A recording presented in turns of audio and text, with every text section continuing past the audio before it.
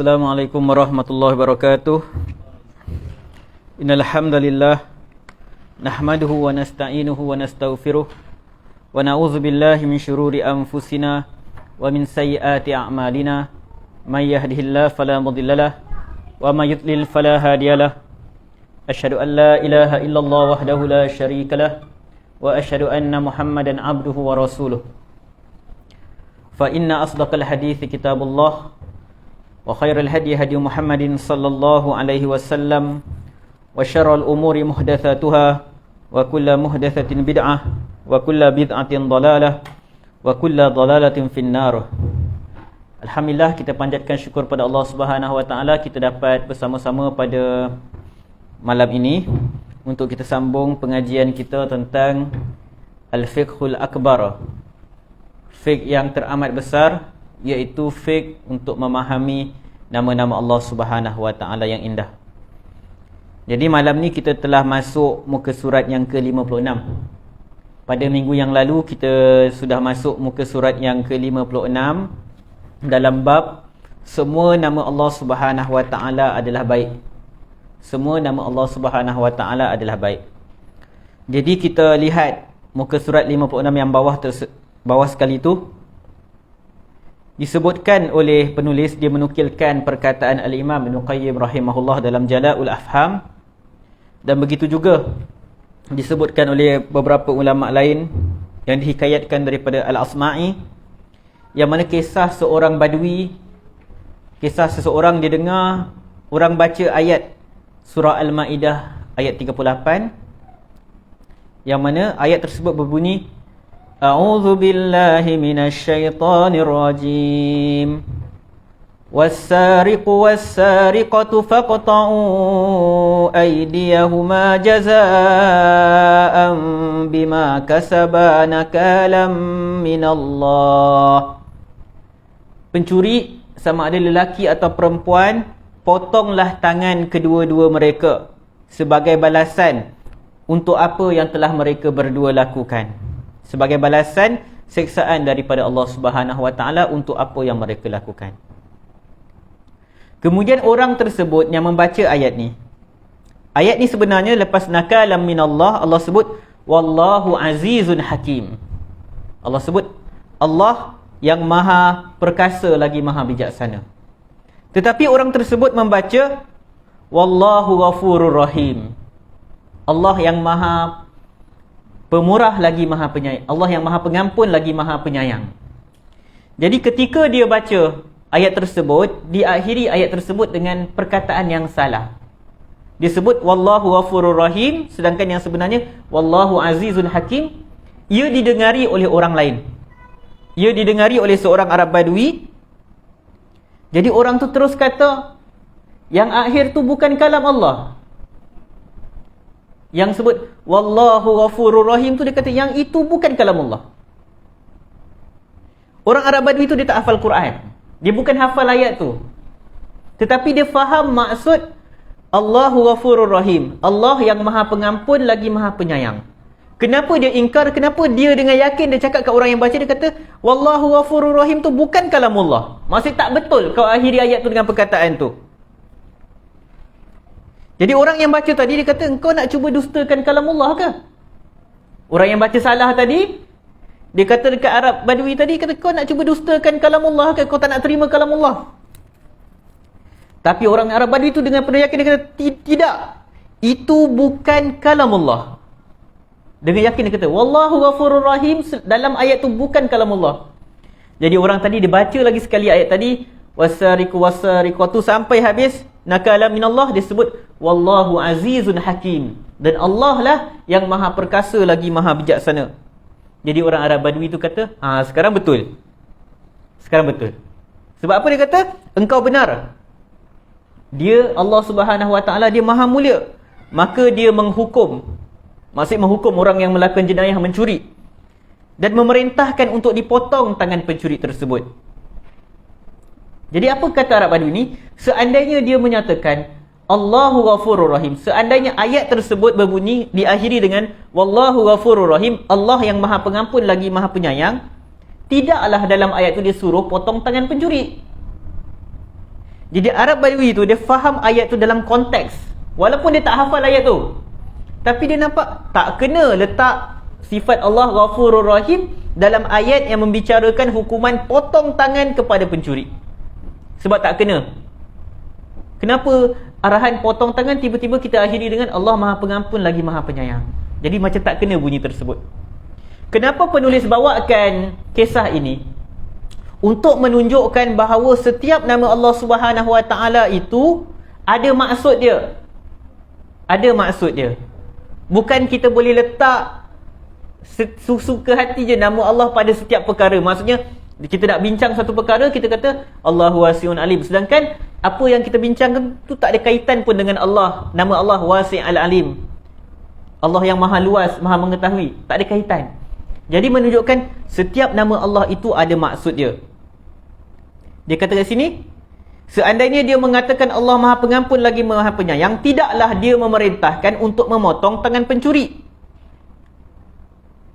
Oleh kerana itu, jika ayat yang berkaitan rahmat diakhiri dengan nama yang menunjukkan Allah ni mengazab dengan azab yang pedih, maka tidaklah tepat. Tidak akan ada ayat yang membicarakan tentang rahmat Allah, tiba-tiba kat hujung tu cerita tentang Wallahu syadidul iqab, Allah lah yang maha pedih, sangat berat hukuman dia. Takkan ada ayat rahmat yang diakhiri dengan nama Allah macam tu. Sebab setiap nama Allah tu ada maksud. Maka sudah pasti Allah Subhanahu Wa Taala yang Al-Hakim, yang bijaksana, dia akan mengungkapkan nama dia, sifat dia, menceritakan tentang sifat dia pada ayat yang sesuai, konteks ayat yang sesuai. Jadi penulis bawakan bab ni untuk menyatakan bahawa nama Allah ada maksud. Nama Allah menunjukkan sifat Allah. Sebab apa? Ada sebahagian umat Islam dia menyatakan bahawa nama Allah tu nama semata-mata, tidak ada sebarang maksud, tidak membawa sebarang sifat. Dia menyatakan bahawa nama Allah tu kosong, tidak menunjukkan sifat Allah. Bila macam tu, maka bolehlah disebutkan nama Allah pada dalam apa-apa kondisi walaupun tak sesuai, sebab nama Allah tak ada maksud. Masih bolehlah digunakan Wallahu Ghafurur Rahim pada ayat yang cerita tentang hukuman potong tangan. Bolehlah sebut Wallahu Syadidul Iqab pada ayat yang menceritakan tentang keampunan. Dia tak kena. Jadi kalau kita terima idea yang menyatakan nama Allah itu hanyalah nama semata-mata tanpa sifat, tak menunjukkan sebarang makna, maka kita dah merosakkan isi kandungan Al-Quran. Seolah-olah kita sebut nama Allah satu nama yang sia-sia, tak ada apa makna pun. Okey. Oleh sebab itu, dia sebut kat muka surat 57. Oleh sebab itu, sesungguhnya berdoa kepada Allah dengan nama-namanya yang diperintahkan dalam firman-Nya, Walillahil asma'ul husna fad'uhu biha. Bagi Allah nama-nama yang indah, mohonlah dengannya. Hal ini tidak akan wujud kecuali dengan memahami makna nama-nama tersebut. Allah Subhanahu Wa Taala suruh kita berdoa dengan bertawassul dengan nama Allah. Tawassul ni apa? Wasilah. Wasilah ni apa? Kita dekatkan diri kepada Allah Subhanahu Wa Taala. Jadi salah satu cara kita bila berdoa dengan Allah Subhanahu Wa Taala, kita memang dekat dengan Allah Subhanahu Wa Taala. Wa idza sa'alaka 'ibadi 'anni fa inni qarib. Apabila hamba-Ku bertanya kepadamu tentangku, fa inni qarib, aku dekat, sesungguhnya aku dekat, kata Allah Subhanahu Wa Taala. Ujibu da'watad da'i idza da'an. Aku menjawab doa apabila mereka berdoa. Allah kata Allah dekat. Jadi dengan berdoa kita dekat kepada Allah Subhanahu Wa Taala. Dan bila kita berdoa dengan bertawassul dengan sebut nama Allah Subhanahu Wa Taala, makin dekat kita dengan Allah Subhanahu Wa Taala. Bila kita sebut dekat dengan Allah, kita bukan sedang bercakap tentang lokasi Allah kat situ, kita kat sini, bukan. Kita dekat dengan Allah Subhanahu Wa Taala. Dalam tempat lain Nabi SAW bagi tahu Allah lebih dekat dengan kita daripada urat kita. Menunjukkan betapa dekatnya Allah Subhanahu Wa Taala dengan kita. Jadi tawassul tu maksudnya kita membuat sesuatu, mencari sesuatu untuk menjadikan diri kita semakin dekat dengan Allah Subhanahu Wa Taala. Itu maksud wasilah. Jadi tawassul ni ada pelbagai jenis. Ada yang disepakati oleh para ulama bahawa ia boleh dilakukan, bahkan digalakkan dilakukan, dan ada perkara yang ulama berbeza pendapat tentang dia. Saya sebut secara ringkas lah. Tawassul yang pertama yang ulama sepakat kita boleh lakukan dalam doa kita, iaitu dengan menyebut nama Allah Subhanahu Wa Taala ketika kita memohon, ketika kita berdoa. Ya Allah, Ya Ghaffar, Ya Rahim, ampuni aku. Kita minta, bila kita minta ampun, kita sebutlah nama Allah yang berkaitan keampunan. Ya Tawwab, yang maha menerima taubat. Ya Ghaffar, Ya Ghafur, Ya Rahim.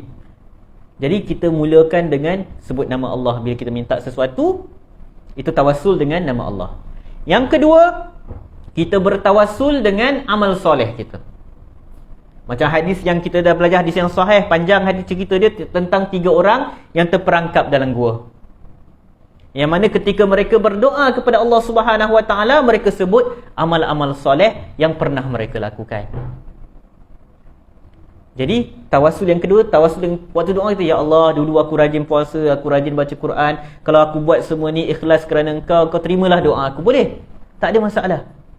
Kita tuan-tuan dengan Allah Subhanahu Wa Taala tak ada masalah kita cerita amal kita.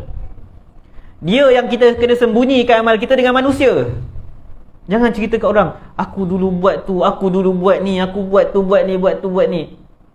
Benda tu boleh merosakkan amal kita. Tapi dengan Allah Subhanahu Wa Taala, Allah suka kita buat macam tu. Bukan Allah tak tahu. Allah tahu. Allah tahu kita pernah baca Quran, kita pernah puasa, kita pernah sedekah, kita pernah tolong orang dalam kesan. Allah tahu semua benda yang kita buat. Allah tahu kita pernah diuji, kita hampir terjebak dalam maksiat, tapi kita tinggalkan maksiat tu kerana Allah Subhanahu Wa Taala. Allah tahu apa yang kita buat. Tapi Allah suka kita dengar. Kita sebut, kita dengarkan. Kita sebut, ya Allah, dulu aku pernah hampir terjebak dengan dosa besar. Tapi waktu aku nak buat, aku teringat kat Kau, aku takut kat Engkau. Kalaulah apa yang aku tinggalkan maksiat tu kerana Engkau, Kau terimalah doa aku. Boleh macam tu, tak ada masalah. Jadi tuan-tuan, macam mana rahmat Allah yang sangat luas. Dekatnya Allah dengan kita, kita cerita pasal amalan kita, Allah tak marah, Allah tak murka. Tapi manusia, kalau kita ungkit-ungkit, tak sukalah dia kan. Kita kalau dengan manusia, kita bagi sedekah. Engkau ni dulu aku pernah tolong kau. Kenapa sekarang kau tak nak tolong aku? Kita minta tolong kau orang, kita pernah tolong dia dulu. Tapi bila kita dalam kesan, dia tak nak tolong. Kita pun ungkit. Benda tu tak elok. Ya, memang ada dalam beberapa kondisi yang khusus kita perlu sebut bila nampak ada masalah. Tapi secara umumnya kita jangan ungkit apa amal kebaikan, pertolongan kita yang kita dah bagi ke orang.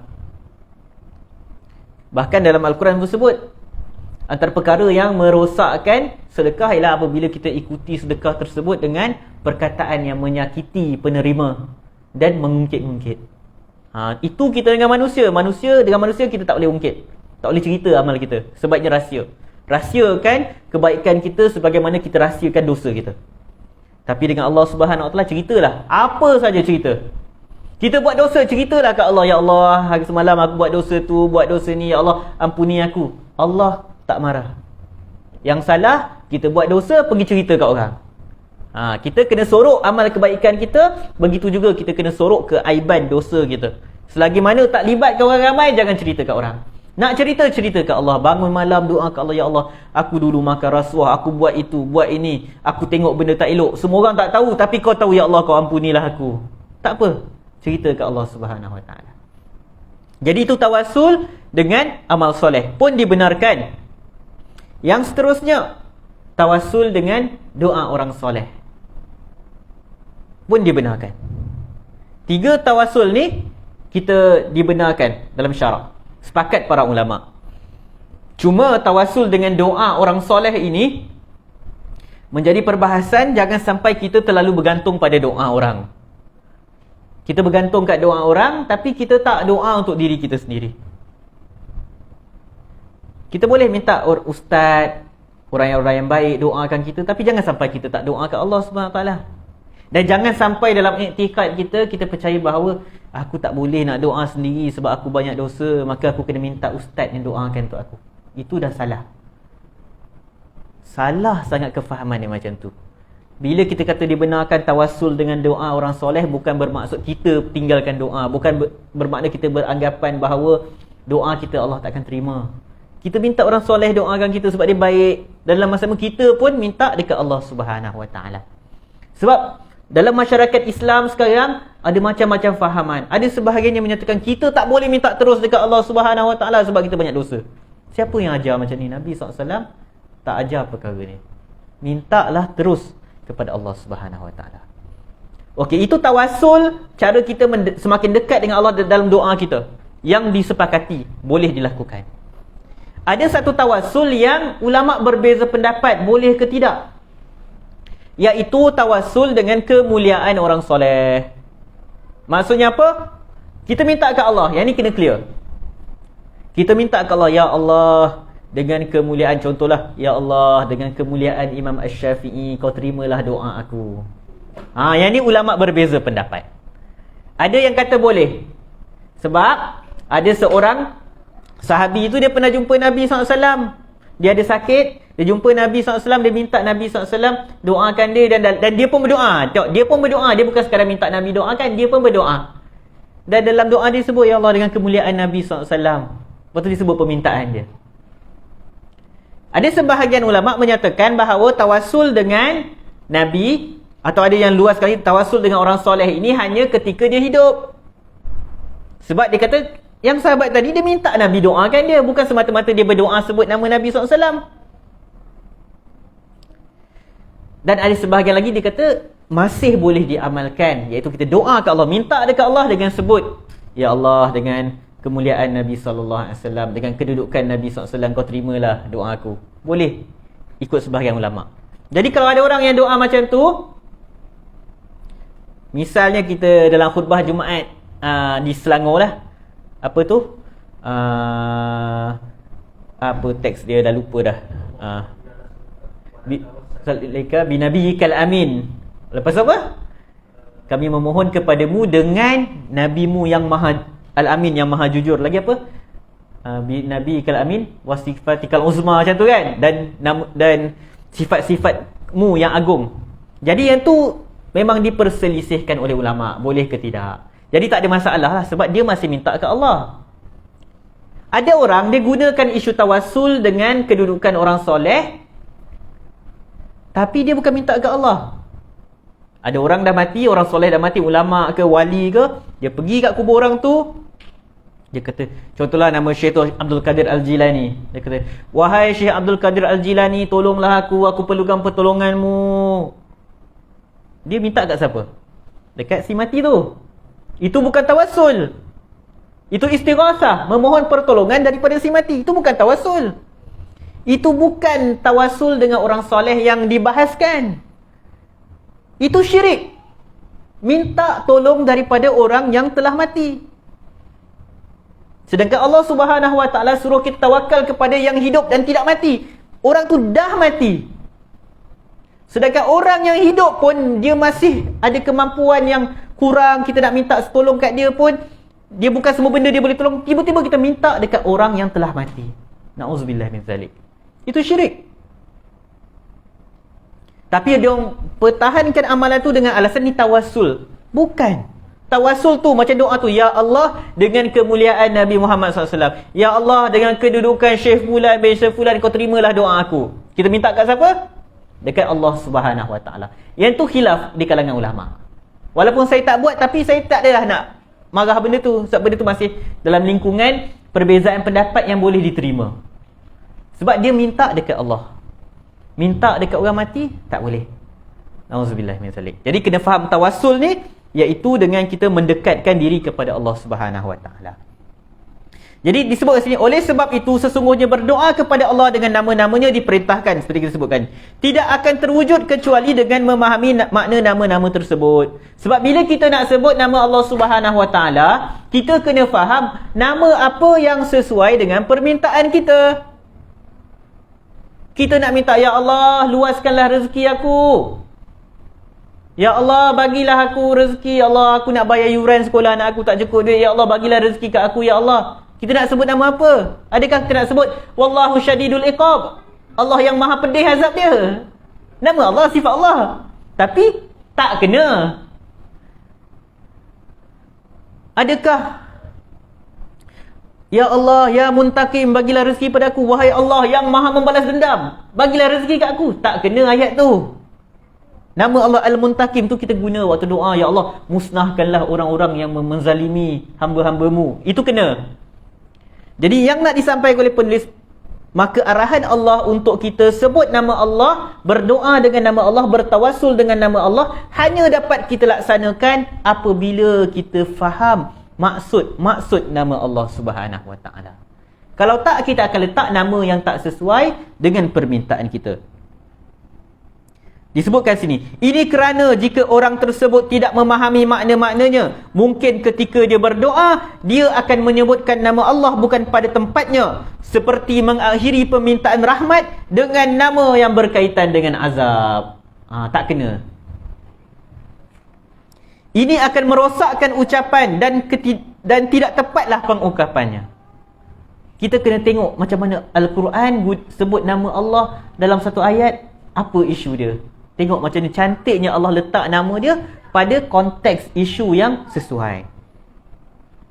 Sesiapa yang merenung doa-doa yang ada dalam Al-Quran dan sunnah Nabi SAW, maka dia akan dapati bahawa tidaklah doa tersebut diakhiri melainkan dengan nama-nama Allah yang baik dan masih memiliki kaitan dengan doa tersebut.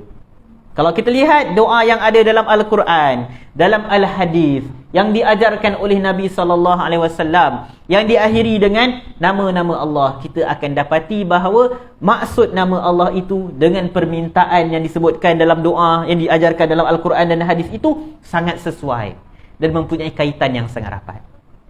Sebab tu tuan-tuan, doa yang paling afdal ialah kita amalkan doa yang ada dalam Al-Quran dan doa yang Nabi SAW ajar. Boleh kita doa sendiri sebab kita banyak permintaan kan. Kita banyak nak minta Allah itu ini yang kita tak tahu apa doa Nabi tentang perkara tersebut. Boleh kita doa dalam bahasa Melayu nak minta sesuatu perkara. Cuma kenapa Ibn Taymiyah rahimahullah sebut kenapa doa yang maksur tu afdal? Kerana maksud dia indah, dia suci daripada perkara-perkara yang bercanggah dengan akidah. Adapun doa-doa yang direka oleh manusia, sebahagian isinya elok, sebahagian isinya bercampur dengan perkara-perkara yang bercanggah akidah. Jadi tuan-tuan, paling mudah sekarang kalau kita ada satu hajat dan hajat tersebut doa dia ada dalam Al-Quran, doa dia ada dalam doa yang diajar oleh Nabi SAW, maka amalkan doa tersebut. Tugas kita tuan-tuan, kita sebarkan doa-doa yang diajar oleh Nabi SAW, doa-doa yang Allah wahyukan dalam Al-Quran. Bukan tak boleh guna doa sendiri, kita semua pasti pernah guna doa sendiri, tak ada masalah. Tapi tak perlu kita popularkan doa rekaan orang.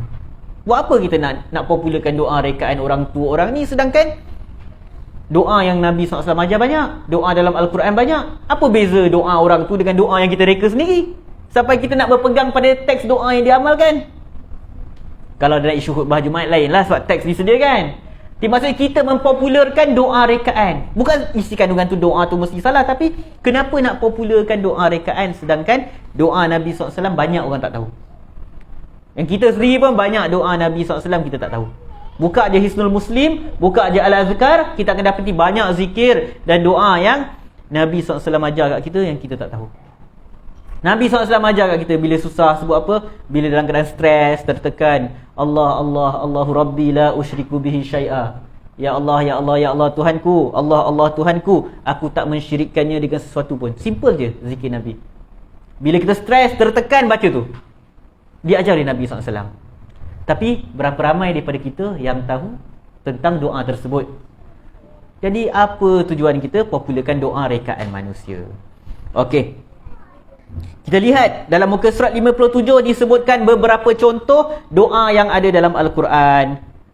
Surah Al-Baqarah ayat 127. Rabbana taqabbal minna innaka antas sami'ul alim. Ya Allah, terimalah daripada kami, terimalah amalan kami. Sesungguhnya Engkau Maha mendengar lagi Maha mengetahui. Kita minta Allah terima amalan kita. Ada amal-amal kita yang tersembunyi. Jadi kita minta, ya Allah, Engkau Maha mendengar. Kita berzikir perlahan-lahan, orang tak dengar, tapi Allah dengar.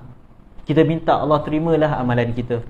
Kita istighfar di tengah malam, orang tak tahu, kita istighfar, ya Allah ampuni aku, ya Allah ampuni aku, ya Allah ampuni aku. Orang tak tahu. Kita depan orang kita macam biasa je, tak ada zikir apa pun, nampak relax-relax, gelak-gelak.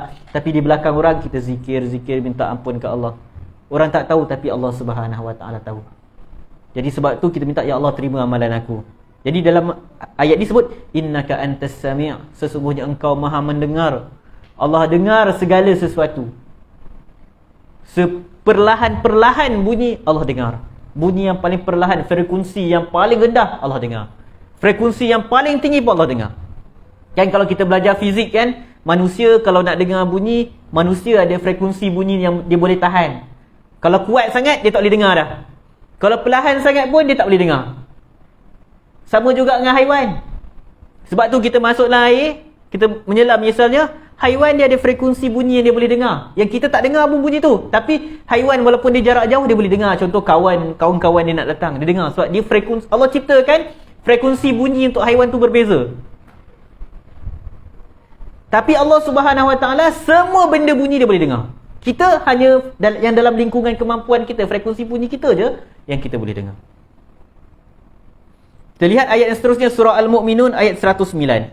Rabbana amanna faghfir lana warhamna wa anta khairur rahimin. Tuhan kami telah beriman kepada kamu. Faghfir lana warhamna, ampuni kami dan rahmati kami. Wa anta khairur rahimin, engkaulah sebaik-baik yang memberikan rahmat. Nampak, kita minta rahmat Allah, rahmati kami, dan kita akhiri dengan engkaulah sebaik-baik pemberi rahmat. Rabbana iftah bainana wa baina qaumina bil haqq. Surah Al-A'raf ayat 89. Tuhan kami, bukalah, berilah keputusan antara kami dan dengan kaum kami dengan yang benar, dengan yang adil. Iftah bainana, bukalah untuk kami urusan kami antara kami dengan kaum kami dengan penuh keadilan, bil haqq, dengan penuh kebenaran dan keadilan. Wa anta khairul fatihin, engkaulah sebaik-baik pembuka. Fatih itu pembuka. Jadi lihat bagaimana doa-doa dalam Al-Quran sesuai permintaan dia dengan nama Allah Subhanahu Wa Taala yang disebutkan. Jadi sebab itu para ulama menyatakan bila nak minta ke Allah, sebut nama Allah yang sesuai dengan permintaan. Jadi macam mana kita nak lakukan perkara tersebut? Macam mana kita nak tahu apakah nama Allah yang sesuai dengan permintaan kita? Tidak boleh tidak, kita kena faham maksud nama-nama Allah Subhanahu Wa Taala tadi. Barulah kita dapat amalkan ayat walillahil asmaul husna fad'uhu biha. Bagi Allah nama-nama yang indah, berdoalah dengan nama-nama yang indah tadi. Kita lihat muka surat yang ke-59. Jadi yang muka surat 58 ni dia macam ulang ringkasan apa yang kita dah bincang lah. Ringkas dia, nama Allah semuanya indah dan nama Allah Subhanahu Wa Taala mempunyai maksud dan erti. Dia bukan satu nama, perkataan yang kosong tanpa sebarang maksud. Jadi muka surat 59, kita akan membincangkan bagaimana Ahlus Sunnah sangat memandang berat berbincang tentang nama-nama Allah dan sifat-sifat Allah, dan bagaimana metodologi atau kaedah Ahlus Sunnah wal Jamaah dalam memahami nama Allah Subhanahu Wa Taala. Disebutkan di sini, sesungguhnya Ahlus Sunnah wal Jamaah dalam perbahasan Al-Asma' Al-Husna dan dalam semua perbahasan agama adalah sikap yang benar di atas jalan yang lurus kerana ia dibina di atas nas-nas syariat dan sering berpegang dengan Al-Quran dan As-Sunnah tanpa kurangkan sikit pun dan tanpa juga tambah sedikit pun. Jadi penulis sebut metodologi Ahlus Sunnah bukan sahaja dalam isu nama-nama Allah. Dalam semua perkara kita berpegang kepada nas, iaitu pada Al-Quran, As-Sunnah. Bukan kita tolak ulama. Kita bukan tolak ulama. Kita berpegang pada Al-Quran dan As-Sunnah sebagaimana yang difahami oleh para ulama. Dan sudah pasti yang paling afdal ialah sahabat Nabi radhiyallahu anhum ajma'in. Bagaimana mereka faham Al-Quran dan hadis, macam itu kita faham. Dan disebutkan di sini tanpa kurang atau tambah. Kita tak tambah-tambah. Isu nama-nama Allah Subhanahu Wa Taala, isu tauqifi yang bukan ruang untuk kita mereka-reka nama Allah, kita tak boleh tambah. Dan tak boleh kurangkan. Jangan kita memandang-mandang kata tak layak nama ni untuk Allah. Siapa kita nak cakap macam tu? Sedangkan Allah Subhanahu Wa Taala sendiri yang sebut dalam Al-Quran. Nabi SAW sendiri sebut dalam hadis Nabi SAW. Tiba-tiba kita pula yang kata, nama tu tak layak untuk Allah. Nama tu, sifat tu tak layak untuk Allah. Siapa kita nak sebut perkara tersebut? Kemudian disebutkan di sini, mereka beriman dengan apa yang ada dalam Al-Quran dan Sunnah daripada nama-nama dan sifat Allah dan memperlakukannya dengan sebagaimana ia datang. Menetapkannya sesuai dengan zahirnya. Mereka tidak menyelewengkan maknanya daripada yang sebenarnya. Tidak pula menyimpangkan nama Allah dan ayat-ayatnya. Tidak pula bertanya sifat tersebut. Kita kata Allah Subhanahu Wa Taala Maha mendengar. Kita tak tanya macam mana Allah dengar. Manusia dengar dengan telinga. Manusia dengar dengan frekuensi tertentu. Kita tak tanya macam mana Allah dengar. Kita beriman Allah mendengar. Bagaimana kita tak tahu. Dan beriman dengan sifat Allah adalah wajib. Dan kita yakin bahawa apa sahaja yang berkaitan Allah tidak akan sama sekali dengan makhluk. Kita mendengar, Allah mendengar. Pendengaran kita dan Allah tak sama. Kita hidup, Allah hidup. Adakah sama? Tak sama. Ada orang dia tak boleh terima, dia kata, mana boleh kita kata kita tetapkan sifat-sifat Allah ni sebagaimana yang zahir dalam Al-Quran dan Sunnah, sebab kita akan samakan Allah dengan makhluk. Jadi kita tanya kat dia balik, habis tu boleh tak kita kata Allah mendengar? Saya dengar, kucing dengar, ayam dengar. Habis tu kalau kita kata Allah dengar, maksud Allah sama dengan kucing, ayam. Tak ada siapa yang akan cakap macam tu. Tapi kenapa nanti pada sebahagian sifat, pada sebahagian nama-nama Allah mereka kata tak boleh nak tetapkan macam tu, nanti nampak sama dengan makhluk. Tak konsisten. Jadi Ahlussunnah wal Jamaah, metodologi dia, kaedah dia konsisten. Kita tetapkan sebagaimana yang datang dalam Al-Quran dan Sunnah, dan kita tidak tanya bagaimana, dan apa sahaja yang terlintas dalam otak kita, itu bukan sifat Allah. Maksudnya bagaimana, ya Allah macam ni ke, macam tu ke, itu semua bukan. Kita tak akan terlintas. Dan kita sama sekali tidak akan samakan Allah Subhanahu Wa Taala dengan makhluk. Laisa kamitslihi syai'. Allah Subhanahu Wa Taala tidak sama dengan sesuatu pun. Sebab itu Allah Subhanahu Wa Taala berfirman di bawah tu, Subhana rabbika rabbil izzati amma yasifun wa salamun alal mursalin walhamdulillahi rabbil alamin. Maha suci Tuhan kamu yang Rabbil Izzah, Tuhan yang memiliki keperkasaan, kekuatan, amma yasifun, daripada apa yang mereka sifatkan.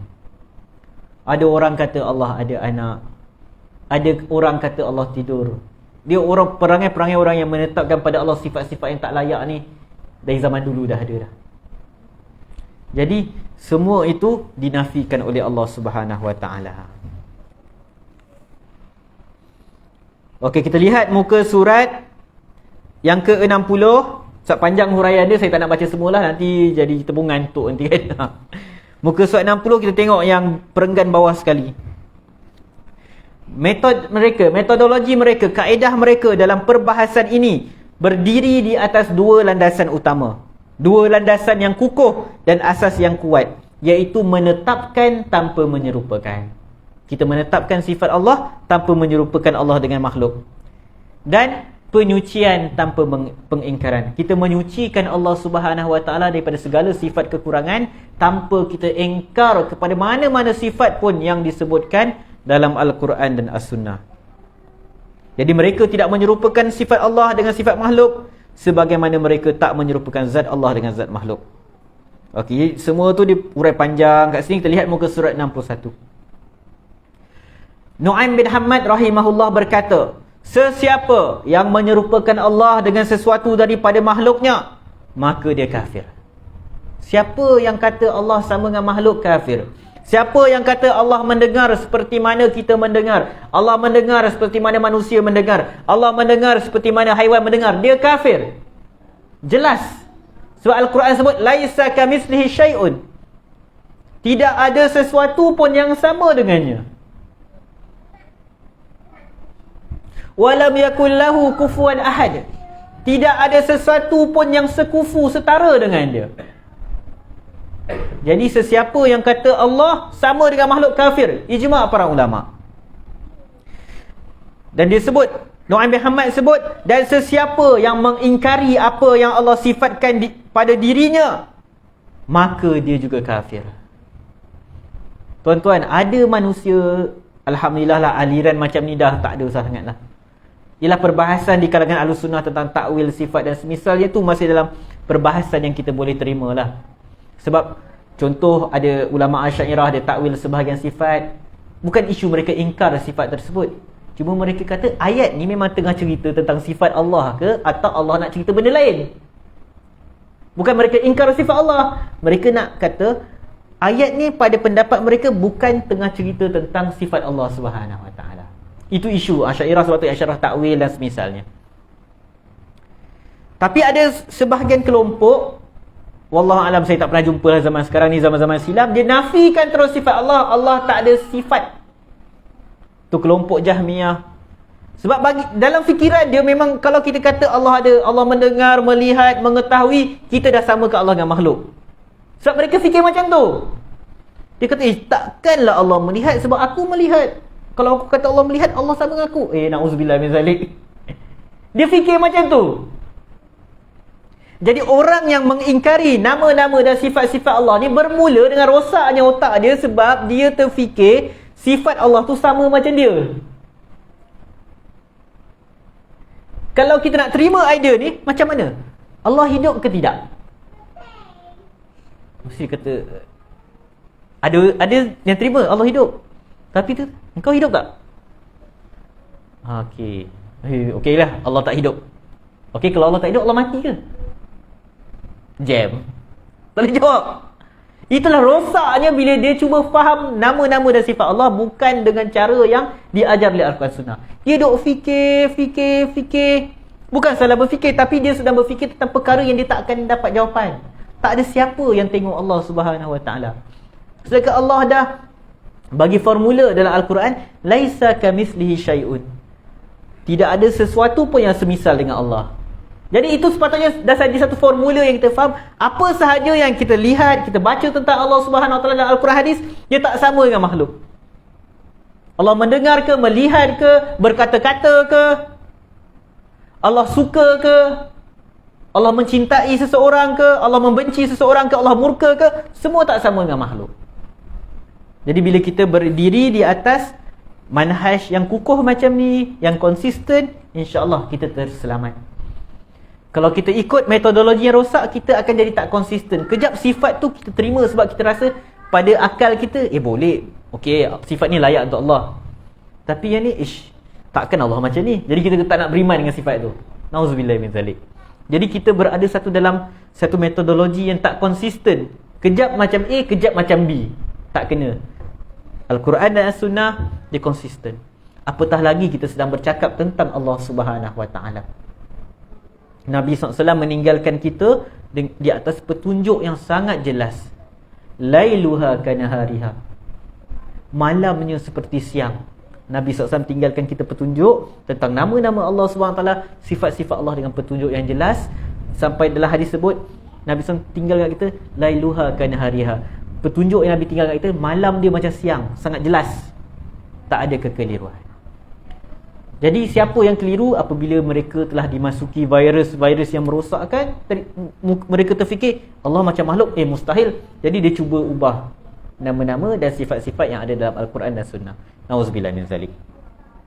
Kata Imam Ahmad, Allah tidak boleh disifati melainkan dengan apa yang Allah sifatkan pada dirinya atau dengan apa yang telah disifatkan oleh Rasulullah sallallahu alaihi wasallam. Dan tidak boleh melampaui batasan Al-Quran dan As-Sunnah. Kita hanya beriman dengan Allah sebagaimana yang diterangkan dalam Al-Quran dan As-Sunnah. Al-Imam Ibn Abdul Bar berkata, tidak boleh diyakini dalam isu nama dan sifat Allah melainkan dengan apa yang ada dalam Al-Quran dan hadis yang sahih yang telah disepakati oleh para ulama. Apa yang disebutkan dalam hadis ahad? Hadis ni ada banyak. Hadis ahad mutawatir. Hadis mutawatir ni yang banyak jalur perawi dia, yang sampai tak perlu dah nak diperiksa kesahihannya, memang confirm sahih. Tapi ada hadis yang perlu diperiksa sahih ke, dhaif ke, palsu ke. Jadi kalau satu hadis ahad tu setelah dianalisa ia sahih dan para ulama pun sepakat tentang kesahihan dia, maka wajib untuk beriman dengan isi kandungannya dan tak boleh dibantah. disebutkan di sini. Di antara nikmat Allah kepada hamba-hambanya yang paling mulia adalah taufiknya kepada hamba tersebut untuk mengikuti jalan yang lurus berdasarkan Al-Quran dan Sunnah. Kita doa pada Allah Subhanahu Wa Taala supaya Allah sabatkan kita, tetapkan kita di atas jalan Al-Quran dan Sunnah, dan tak jadikan kita terpesong daripada pelbagai jalan yang melampau. Tuan-tuan, kadang-kadang sedih kita tengok saudara-saudara kita yang terpengaruh dengan aliran-aliran yang menyeleweng. Bukan sekadar bercanggah dengan Al-Quran dan Sunnah, bahkan bercanggah dengan rasional akal. Ada satu aliran, saya sebutlah, tarikat yang cuba nak dihidupkan kat negara kita. Salah seorang pemimpin, dia nama Hisham Kabani. Dia dapat gelaran Kutub Al-Mutasarrif, Wali Kutub Al-Mutasarrif. Tuan-tuan tahu apa yang mereka percaya tentang Wali Kutub Al-Mutasarrif ni? Ni satu level wali yang mereka dakwa. Wali Kutub Al-Mutasarrif ni, pada tangan dia lah kuasa untuk mengawal alam ni. Tenaga elektrik ke, solar ke, segala benda yang bergerak di muka bumi ni di tangan dia. Dan semua tu tak boleh berlaku kecuali dengan izin dia. Syirik ke tidak ni? Syirik yang sangat teruk. Orang musyrikin dulu yang lawan dakwah Nabi SAW, mereka masih lagi percaya pada rububiyah Allah. Allah yang bagi rezeki, Allah yang turunkan hujan, Allah yang kawal alam ini. Mereka syirik dalam isu ibadah. Wala in sa'altahum man khalaqas samawati wal ard la yaqulunna Allah. Kalau kamu tahu, tanya mereka siapa yang cipta langit dan bumi, mereka kata Allah Subhanahu Wa Taala. Orang musyrikin pun tahu perkara tersebut, cuma mereka syirik dalam ibadah. Tiba-tiba hari ini ada saudara-saudara, saya masih panggil mereka saudara kita. Kita tak kafirkan mereka. Kita berdoa pada Allah Subhanahu Wa Taala agar Allah bagi keuzuran kepada mereka. Tetapi kita tak boleh redha dengan fahaman tersebut. Menyatakan ada satu manusia, Wali Kutub Al-Mutasarrif, dan di tangan dia ada kuasa untuk mengawal alam ni. Dan segala benda yang berlaku dalam alam ni tak akan berlaku kecuali dengan izin dia. Tu sifat siapa? Allah. Segala benda yang berlaku dalam alam ni tak boleh berlaku tanpa izinnya. Tu sifat siapa? Allah Subhanahu Wa Taala. Kita bagi kat satu makhluk. Nauzubillah min zalik. Dan itulah ajaran yang cuba nak dibenarkan dalam negara kita. Sebab itu sebahagian ilmuwan lawan mati-matian. Sebab dia bawa kepada syirik akbar. Dia bawa umat Islam kepada kedudukan yang sangat teruk. Tinggalkan Al-Quran, tinggalkan As-Sunnah. Bahkan sampai ke darjat nak dekat dah dengan musyrikin Mekah. Sampai satu aspek kita lihat macam dah lagi teruk daripada musyrikin Mekah. Nauzubillah min zalik. Dah masuk isyak Dah masuk ke? Okey, kita azan lah.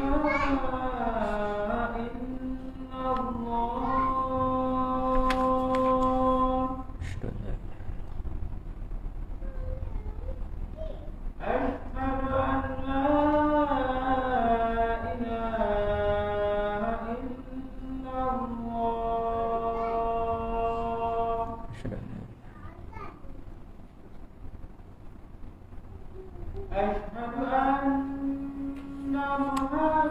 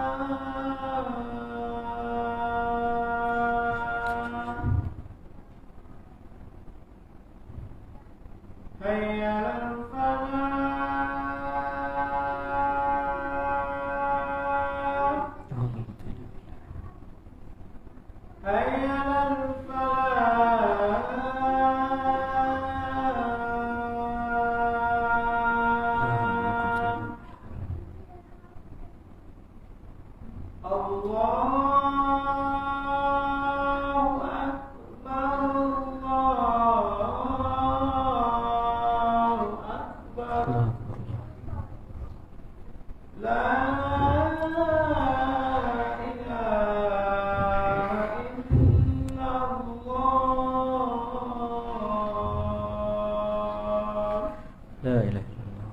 Wassallallahu ala Muhammad wa ala ali Muhammad. Raditu bil Islam dinan. Wa ma rabba hadhihi da'wati tamma was salatil qa'imah ati Muhammad wasilatul fadilah wa asma qawma mahmudan lazim. Jadi kita sambung huraian kita. Kita masuk bab yang ke seterusnya, muka surat 64. Sebab yang lain-lain dalam Al-Quran, dalam buku ni semua cerita tentang perkara yang samalah.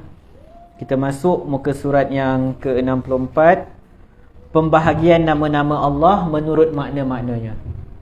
Yang ni ulama' lah bahagikan. Dia bukanlah Allah SWT sebut dalam Al-Quran Allah, nama Allah terbahagi kepada 4 ke dan semisalnya. Ulama' bahagikan berdasarkan maksud yang difahami supaya mudah untuk kita faham setiap nama-nama Allah SWT tersebut. Jadi itu benda-benda isu teknikal. Kalau kita tak hafal pun nama Allah terbahagi pada 4, tak ada masalah. Tak kufur pun. Sama juga macam kita tak hafal definisi tauhid rububiyah, uluhiyah, asma wa sifat. Kita tak faham secara detail sifat 20 dan semisalnya, itu tak kufur pada Allah SWT.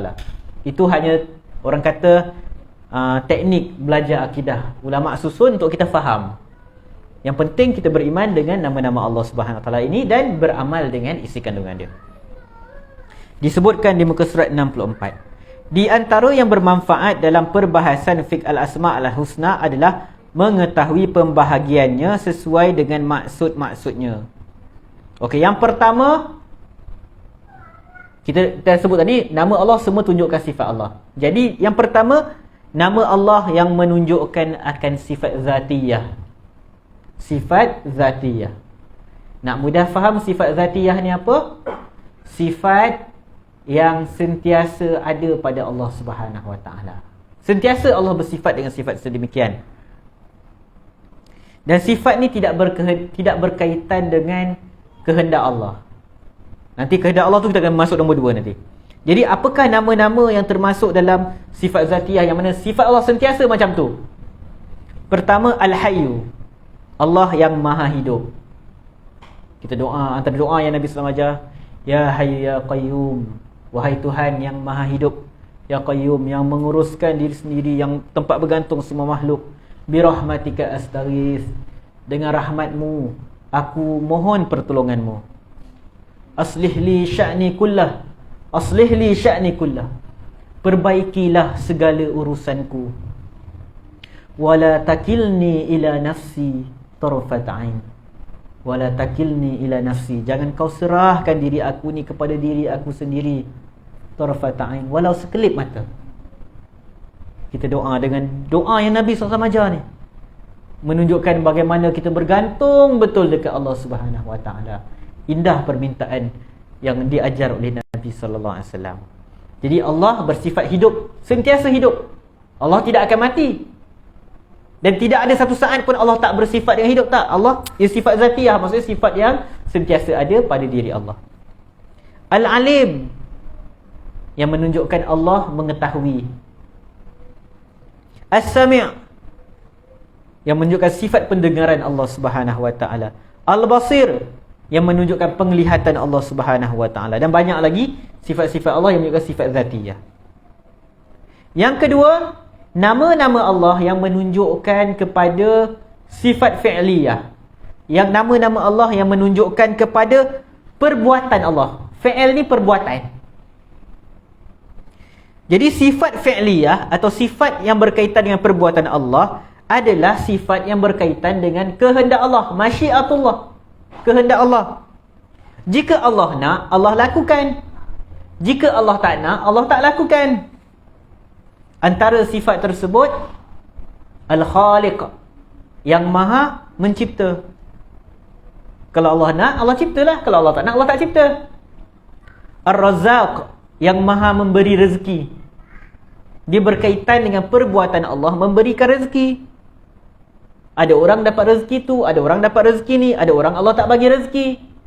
Ada orang Allah tahan rezeki dia.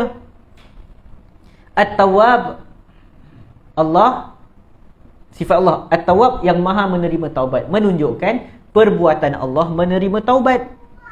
Ada orang Allah tak terima taubat dia sebab dia tipu waktu taubat. Dia bukan nak taubat pun. Waktu dia taubat, waktu dia istighfar, mohon keampunan Allah dalam hati dia, esok aku nak buat lagi. Jadi bukan semua orang Allah bagi taubat kat dia. Hanya orang yang memenuhi syarat taubat yang Allah terima taubat dia. Al-Ghafur, Allah yang maha mengampun, memaafkan. Innallaha la yaghfiru ay yushraka bih wa yaghfiru ma duna dzalika liman yasha.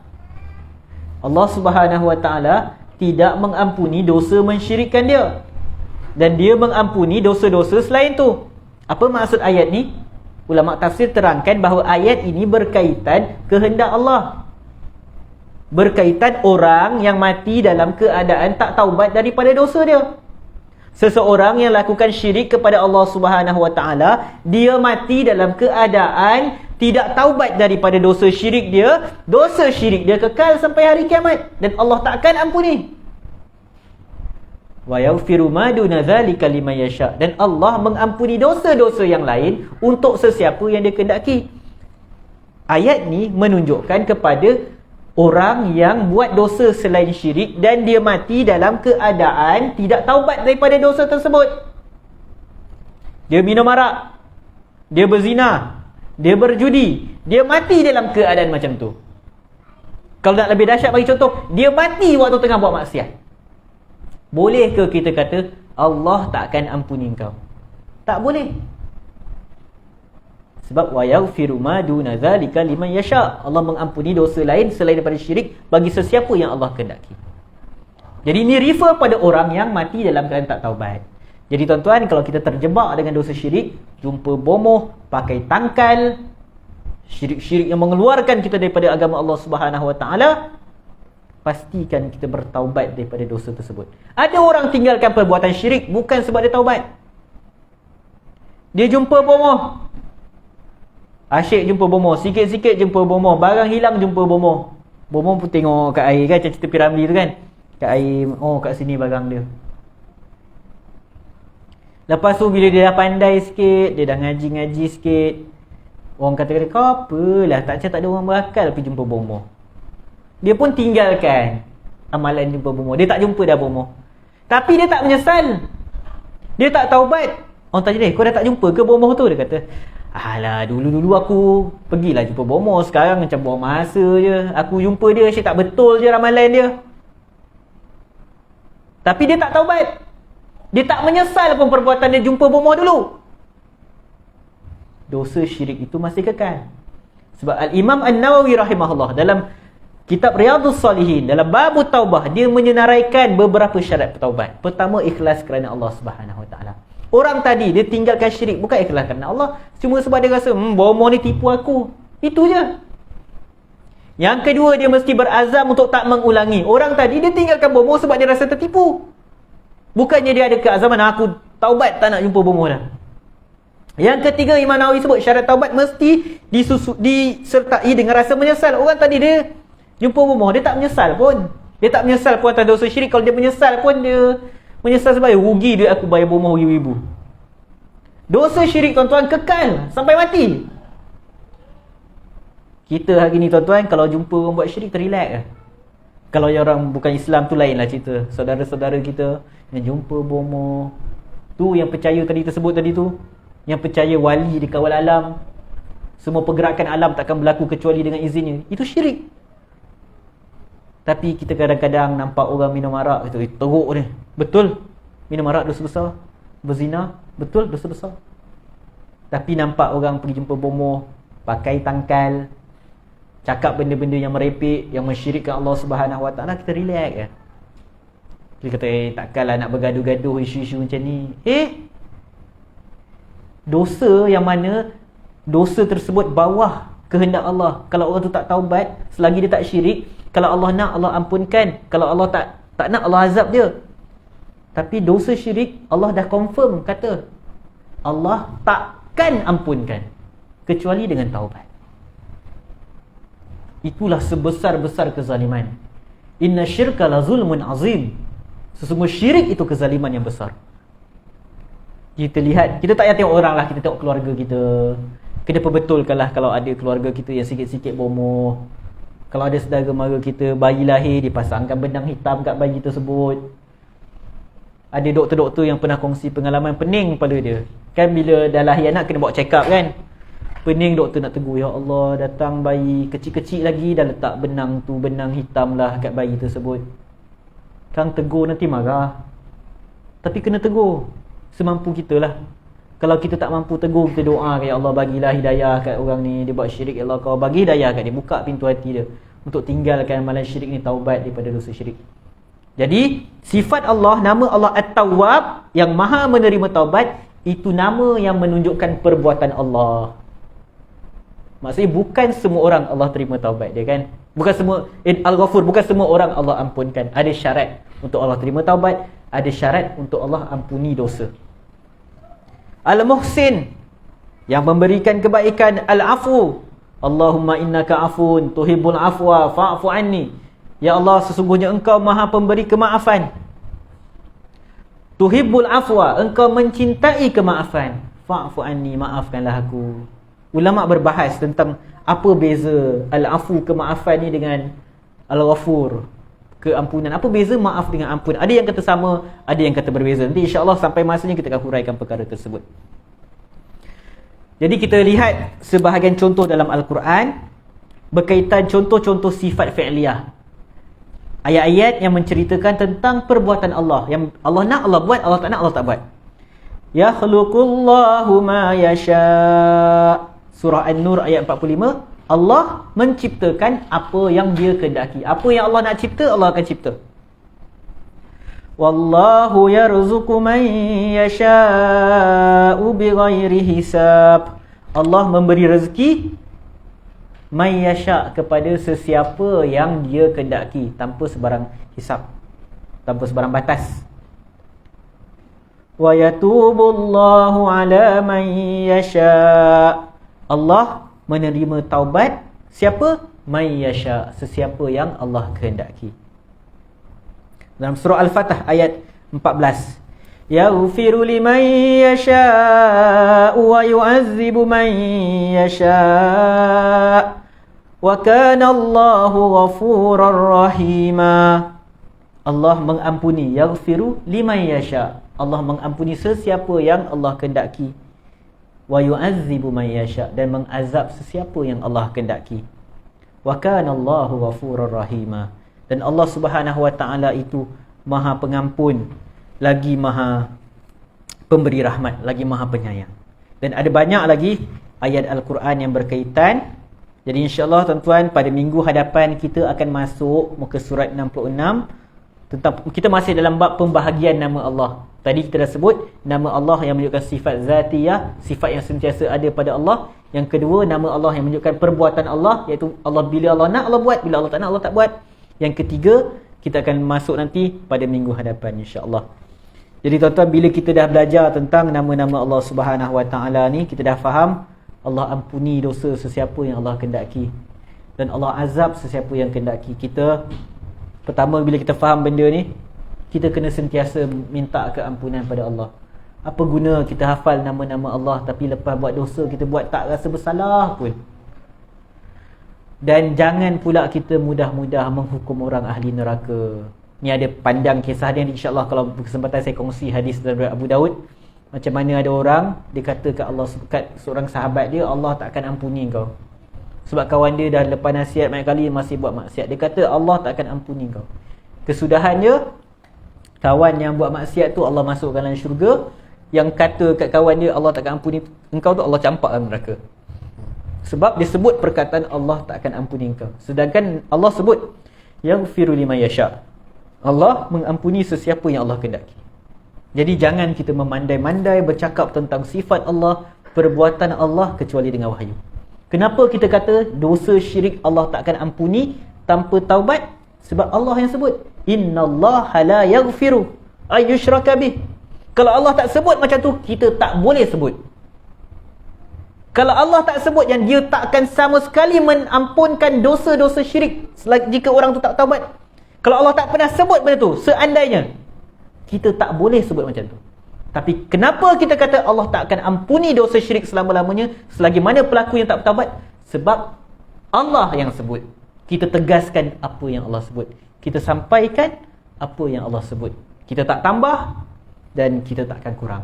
Inilah metodologi Ahlus Sunnah. Wallahu alam. Sebelum kita bersurai, ada sebarang soalan? Yang muslimin? Muslimah ada soalan? Okey, jika tak ada, kita sudahi dengan tasbih kafarah. Subhanakallahumma wihamdika asyhadu an la ilaha illa anta astaghfiruka wa atubu.